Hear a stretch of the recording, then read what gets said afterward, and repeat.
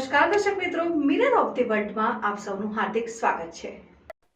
અકોટાની શુભેચ્છા હોસ્પિટલ પૂરની પરિસ્થિતિ સામે હવે આત્મનિર્ભર બની।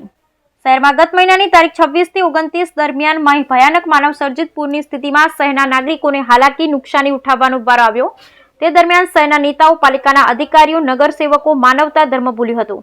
પૂરમાં ફસાયેલા નાગરિકોને મદદ કરવામાં નિષ્ફળ નીવડેલા પાલિકા તંત્ર અને પદાધિકારી સામે લોકોમાં ભારે આક્રોશ જોવા મળી રહ્યો છે। તેવામાં તાજેતરમાં સ્થાયી સમિતિના ચેરમેન ડોક્ટર શીતલ મિસ્ત્રીએ લોકોને ટ્યુબ, દોરડા, તરાપા, ઇમરજન્સી લાઇટ વસાવી લેવાનું નિવેદન કર્યું। તેઓના નિવેદન બાદ ભારે વિવાદ સર્જાયો। શહેરના સામાજિક કાર્યકર દ્વારા પણ આ બાબતે પાલિકા કચેરી ખાતે દોરડા ટ્યુબ સાથે ભારે વિરોધ દર્શાવ્યો।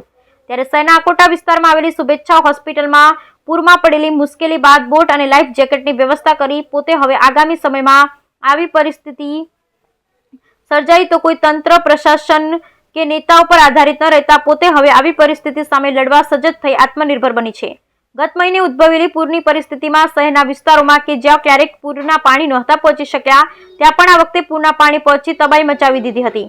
3-4 દિવસ સુધી પૂરના પાણી ઓસર્યા ન હતા। આ સમયે લોકો સુધી મદદ પહોંચાડવામાં સદંતર નિષ્ફળ સાબિત થયેલ પાલિકા તંત્રના ચેરમેનો આપેલા નિવેદનથી પાલિકાની આબરૂનું ધોવાણ થતા બાદમાં તેમણે દિલગીરી વ્યક્ત કરી હતી। સ્થાયી સમિતિના ચેરમેનના વિવાદિત નિવેદન બાદ પ્રજામાં આક્રોશ છે, જેના કારણે પક્ષના મોવડી મંડળોને પણ ચિંતામાં મુકાવવું પડ્યું છે। પૂર દરમિયાન શહેરના અકોટા વિસ્તારમાં આવેલ શુભેચ્છા હોસ્પિટલ પાસે કમરસમાં પાણી ભરાઈ ગયા। ભારે મુશ્કેલી સર્જાઈ। હવે પૂરના પાણી ઓસરતા હોસ્પિટલની બહાર નવીન અક્કોર બોટ અને લાઈફ જેકેટ જોવા મળી રહ્યા છે, જે હવે વડોદરાવાસીઓ ધીરે ધીરે પૂર સમયે આત્મનિર્ભર બનવા તરફ જઈ રહ્યા હોવાના સંકેત આપી રહ્યા છે।